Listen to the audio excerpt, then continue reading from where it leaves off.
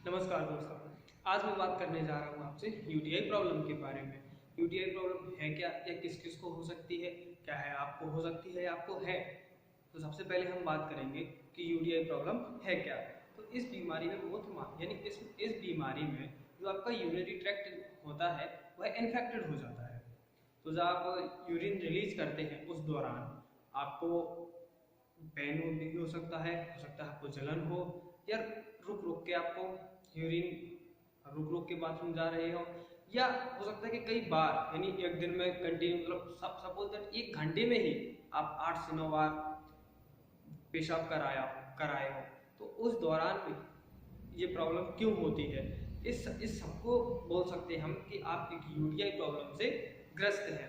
अब UTI problem के बारे में हमें जानने के लिए सबसे ज़्यादा ज़रूरी है ये जानना कि अगर आपको यूटीआई है तो आपका किडनी और ब्लैडर, ये किडनी और ब्लैडर यानी किडनी पे भी आपका असर हो सकता है अगर आप ध्यान नहीं देते हैं, इन चीज़ों को नज़रअंदाज करते हैं, अनदेखी करते हैं इन चीज़ों की, तो आपको किडनी में भी प्रॉब्लम हो सकती है। तो हम सबसे पहले लक्षण की बात करते हैं कि आपको कैसे पता चलेगा कि आपको यूटीआई प्रॉब्लम है। तो आपका जो यूरिनरी ट्रैक्ट है या जो यूरिनरी का एक समझ लिया आपकी बॉडी में वो होता है, स्टोरेज होती है, उसमें उसमें आपको सूजन महसूस होगा। यानी जो आपका जिस साइड किडनी होता है ना, उस साइड पेट के हल्के से नीचे आपको ना सूजन महसूस हो रही है, जहाँ वहाँ हल्का सा पेन हो रहा है, तो आप समझ लीजिए कि आपको हल्का हल्का यूटीआई इन्फेक्शन होने लगा है। अगर ये ज़्यादा बढ़ रहा है तो समझ लीजिए कि अब आपको डॉक्टर की ज़रूरत है, लेकिन अगर हल्के ही है तो उसमें भी आप दिखा सकते हैं।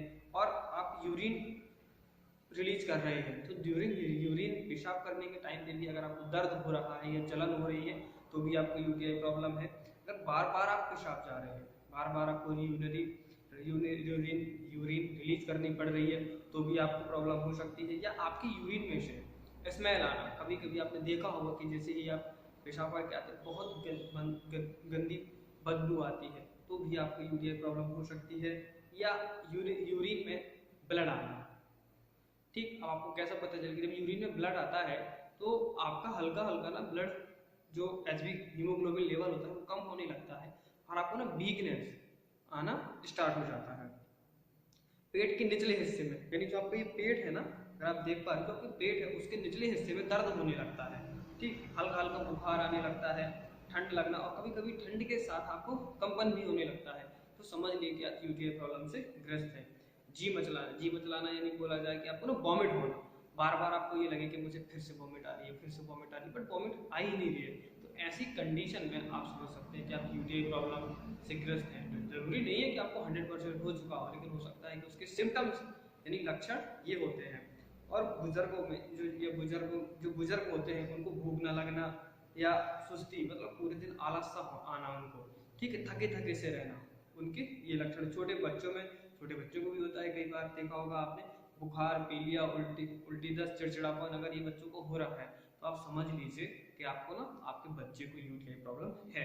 अब यूटीआई प्रॉब्लम के लक्षण अगर आपको ये इनमें से किसी भी सिम्टम्स को आप देखते हैं तो सबसे पहले मैं आपको सलाह दूंगा कि आप किसी एक अच्छे एमबीबीएस डॉक्टर को दिखाएं जो मेडिसिन स्पेशलिस्ट हो। ये भी जरूरी होना चाहिए कि मैं आपको यही बता रहा हूँ कि किस प्रकार के डॉक्टर को दिखाएं। There are so many type of doctors like that surgeon, physician and MD. तो आपको जरूरी ऑर्थो, तो जो बहुत सारे प्रकार के आपको डॉक्टर मिलेंगे, बट आपको दिखवाना किसको है? एमडी को या सर्जन को आप दिखवा सकते हैं। बिकॉज सर्जन में भी क्या होता है कि जो जिनका पैर टूट जाता है वो लेटे रहते हैं काफी टाइम तक, तो उसमें भी दिक्कत आता है कि उसमें भी आपको ना यूटीआई की प्रॉब्लम हो जाती है। तो आप सर्जन को भी दिखवा सकते हैं। सबसे अच्छा मेरा सलाह रहेगा कि आप मेडिसिन स्पेशलिस्ट, ये जो एमडी होता है, एमबीबीएस एमडी को जरूर दिखवाएं आप। अब आपको थोड़ा थोड़ा सिम्टम्स है, आपको लगता है कि ज़्यादा प्रॉब्लम नहीं आ रहा है, तो ऐसी कंडीशन में आप कैसे बचाव कर सकते हैं घर में ही मैं आपको बताता हूँ। अधिक से अधिक पानी पीना है आपको, जितना से ज़्यादा हो सके। जरूरी नहीं जितना ज़्यादा मतलब ऐसा नहीं कि पूरे दिन खाना ना छोड़ दिया आपने फिर पानी भरे पेट में, नहीं, मतलब एवरेज अगर आप दिन में 3 से 4 लीटर पानी पीते हैं तो आप 3 से 4 कर दीजिए, 4 से 5 लीटर, लगभग 2 लीटर पानी एक्स्ट्रा बढ़ा दीजिए, ठीक है ना। और आपको ना बार बार वॉशरूम जाने की हैबिट बनानी चाहिए। कई बार क्या होता है कि कुछ लोग आलस करते हैं, बोले थोड़ी देर में चले जाएंगे, थोड़े टाइम में चले जाएंगे, तो आप आपकी बॉडी को जब वो चीज़ रिलीज करनी होती है वो उस टाइम पे यूरिन रिलीज ही नहीं हो पाता है। तो ऐसे में ना आपकी किडनी पर प्रेशर पड़ता है। जब प्रेशर पड़ता है किसी चीज़ पे तो कुछ ना कुछ तो इफेक्ट होगा। लाइक दैट आप समझ लीजिए कि बलून को लीजिए, उसमें हवा भरी है, तो जब कंटिन्यू हवा भरते जाएंगे तो उसका जितना वो होगा कैपेसिटी होगी, कैपेसिटी से अगर एक्स्ट्रा हवा भर देंगे आप तो वो फट जाएगा या उसका लेयर पतला होता चला जाएगा। जितना आप कैपेसिटी से एक्स्ट्रा भर दे जाएंगे तो उसको रिलीज करना पड़ता है। वैसे ही अगर आपका जो यूरिन का स्टोरेज है बॉडी में, अगर आप उसको रिलीज नहीं करेंगे तो आपको दिक्कत जाएगी सही टाइम पे। तो बार बार आप लगभग सही टाइम पे आपको ना वॉशरूम जरूर जाना चाहिए, पानी पिए और सारा जलन हो रही है, ठीक है ना। ये उन लोगों के लिए है जो अल्कोहलिक है और उनको ऐसा लगता है कि ड्यूरिंग यूरिन रिलीज करने में उनको ना जलन हो रही है या दर्द या सूजन कुछ भी ऐसा लग रहा है, तो उनको शराब और कैफीन से ना दूर रहना चाहिए, यानी अल्कोहल बिल्कुल भी ना लें, ठीक। और इस सबसे ज़रूरी क्या होता है, अगर आप इस दौरान आपके यूरिनरी ट्रैक्ट में बैक्टीरिया जमा होना स्टार्ट हो जाते हैं, तो आप जितना ज़्यादा यूरिन पानी पिएंगे उतना ज़्यादा आप यूरिन रिलीज करेंगे। तो जब यूरिन ज़्यादा रिलीज होगा तो जो छोटे छोटे सिम्टम्स होते हैं ना, जो हार्मफुल होते हैं, जो छोटे छोटे बैक्टीरिया होते हैं, किडनी उनको खुद यूरिन ट्रैक्ट से बाहर फेंक देती है। तो ये भी आपके लिए बेटर होता है, ठीक है ना। और अपने अंगों को ना बिल्कुल, अपने पार्ट को आप बिल्कुल क्लीन रखें, साफ सफाई से रहें, ठीक। और नहाने के लिए बाथ टब से बचें। कई लोग क्या करते हैं कि पानी भरा हुआ टब में घंटों डले हैं उसमें, तो उसमें आपको क्या होता है ना कि जो छोटे छोटे जम्स होते हैं वो कहीं ना कहीं इनर पार्ट से आपकी बॉडी में इन हो जाते हैं, जिससे आपको मोस्ट ऑफली वुमेन्स में ये प्रॉब्लम देखने को मिलती है, जिससे यूरिनरी ट्रैक्ट इन्फेक्शन का यूरिनरी ट्रैक्ट इन्फेक्ट हो जाता है। इसलिए बाथ टब में नहाने से बच्चे बिल्कुल भी ना नहाएं इस दौरान। मेरा तो कहना है कि कभी कभार नहा लो तो बात अलग है, बट रोज कभी नहीं नहाना चाहिए, ठीक है ना। एंड बर्थ ऑफ आपको ना आपको जो अपने जन्म दर को नियंत्रण करें, यानी बर्थ को आप नियंत्रण करें।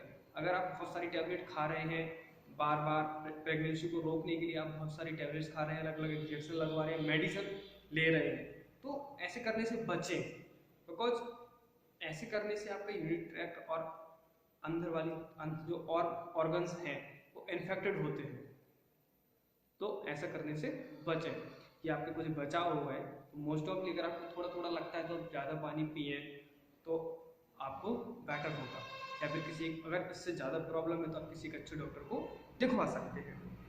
अब ठीक है। और सुगंधित या जो कोई बहुत सारे लोग होते हैं जो क्या करते हैं, बोले वो क्या करते हैं, मैन पार्ट में स्मेल लगाने की, स्मेल अच्छी स्मेल आए तो अलग अलग प्रकार के ना सुगंधित या परफ्यूम लगा लेते हैं, तो उनसे बचना है आपको, ठीक है ना। और हमेशा कॉटन के अंडरवियर पहने, जो प्रॉपर कॉटन के अंडरवियर होते हैं ना वो पहने। आजकल क्या होता है कि बहुत कंपनियां अलग अलग प्रकार के अंडरवियर बना देती हैं, अलग अलग कपड़े से, देखने में तो अच्छे लगते हैं बट कहीं ना कहीं वो आपको ना हार्मफुल पहुंचाते हैं। तो बिल्कुल आप कॉटन के अंडरवियर पहने। एंड कुछ मैं आपको ना ऐसे वो बता रहा हूँ आसन जिनको आप करें। अगर आपको थोड़ी बहुत 30 से 40% यूटीआई इन्फेक्शन है तो आप नॉर्मल उसको घर में ही कम कर सकते हैं। तो मैंने जो आपको लक्षण बताए हैं उससे आपको पता चल जाएगा, जो बचाव बताए हैं उनको आप जरूर करें। आप पद्मासन कर सकते हैं, वज्रासन कर सकते हैं, मत्स्यासन कर सकते हैं और भुजंगासन कर सकते हैं। जो मैंने 4 आसन बताए हैं ये आप सुबह शाम सुबह का जो बढ़िया सा 4 से 5 बजे के बीच में और शाम के 6 से 7 के बीच में या 5 से 6 के बीच में आप इन चारों आसनों को ज़्यादा ना करें, दो मिनट भी करेंगे सुबह शाम तो 2 10 जा 2 5 जा 10 2 5 जा 10, यानी कम से कम 20 मिनट आपका एक आसन हो जाएगा। 20 मिनट आप आसन कर लेंगे 4, तो उससे भी आपको फायदा होगा। एंड आपको ना अगर ऐसी प्रॉब्लम आती है तो आपको जो मैं कुछ फूड्स बता रहा हूँ ये आपको खाना है।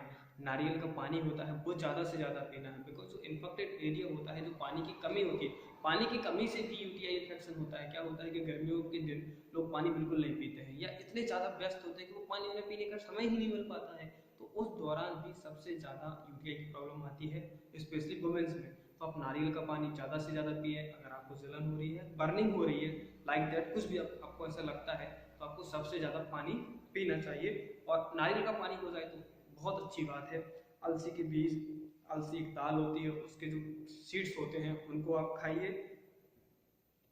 एंड बिना नमक का मक्खन, बिना नमक का मक्खन लें, दूध, अंडा, मटर, आलू, लहसुन और गाजर, नींबू, ककड़ी, पालक।